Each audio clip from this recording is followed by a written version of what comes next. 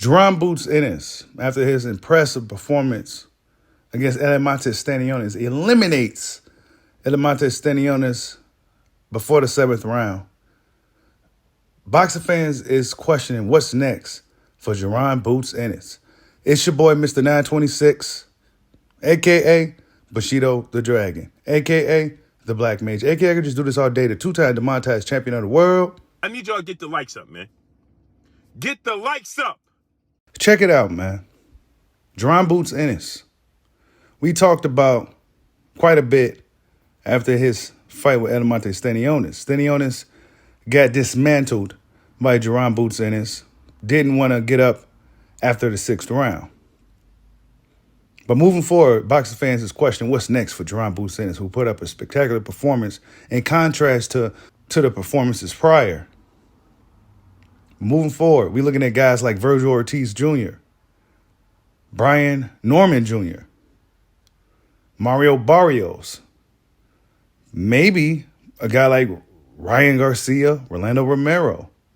Depending on how long Jaron Boots Ennis decides to stay at 147, fans also is looking at potential fights for Boots at 154 pounds, where guys like even your boy Bushido feels that that's when he's truly going to be tested at 154 pounds. But for right now, Jaron Boots Ennis plans on campaigning at 147 because he's on his strap season tour. And after getting the belt from Stanionis, we're looking at Brian Norman Jr. Now, Brian Norman Jr., Team Top Rank said that they are interested in making a fight. I think that'll be a good fight for both fighters. I think that's a fight that should happen next for Jaron Boots Ennis sometime later this year. But Vergil Ortiz Jr.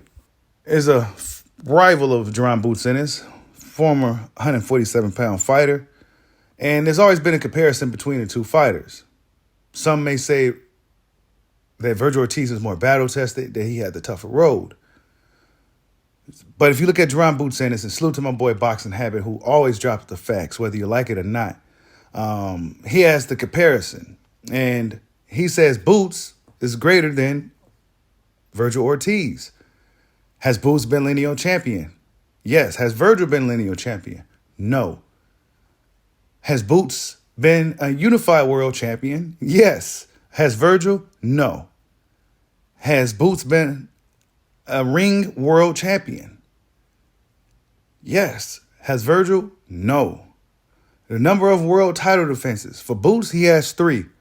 Vergil, he has 0. And has he ever been a world champion? Jaron Boots Ennis, of course, yes. And Vergil Ortiz, no.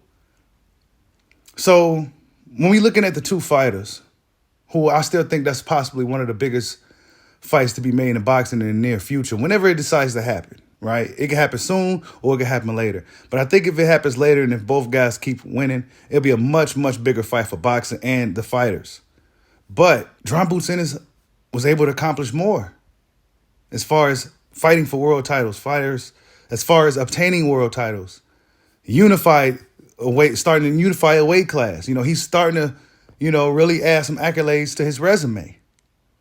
As when we look at Vergil, he just get into these fights. And then you start to question, why haven't guys like Vergil, Ryan, Conor Ben, it's quite a few guys, young fighters that we've seen over the years that still haven't fought for a world title.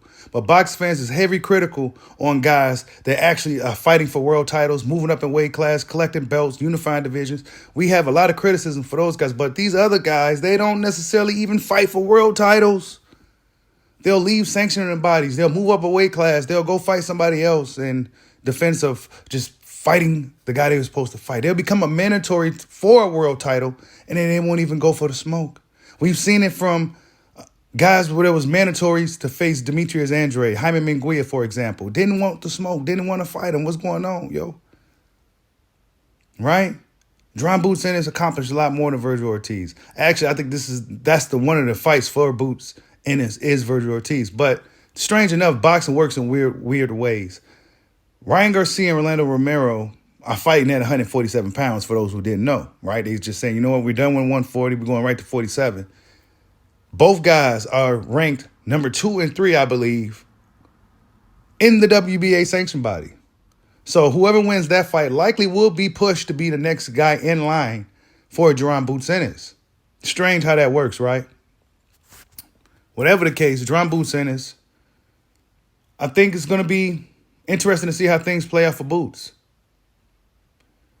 Depending on how long he stays at 47 or how long he can stay at 47, I think it will be really interesting. But otherwise, it will be interesting if he can go up to 154 pounds and start some things there, right? His rival, Vergil Ortiz, is there. So that always going to be a fight that boxing fans are going to be talking about for Jaron Boots Ennis. But, yeah, Jaron Boots Ennis, he's been a lineal world champion. He's been a unified world champion. He's been the ring world champion. He defended his world title, and he actually has became a world champion. And what's next for Boots Ennis is undisputed. We're going to see if Brian Norman Jr. and his team takes the fight. It should be a really good fight. I can't really call who will win, but if you ask me to pick right now, I'll say Jaron Boots Ennis beats Brian Norman Jr. I'm going to have to do some more homework on Brian Norman Jr. just to see what the chat was speaking about in our last live stream pertaining to this topic. The chat seemed to believe that Brian Norman Jr. had a very good chance of beating Jaron Boots Ennis. But tell me what you guys think. What's next for Jaron Boots Ennis? Do you want to see him face Vergil Ortiz, or do you want to see him unify 147? Like, subscribe, holla at your boy. Peace out.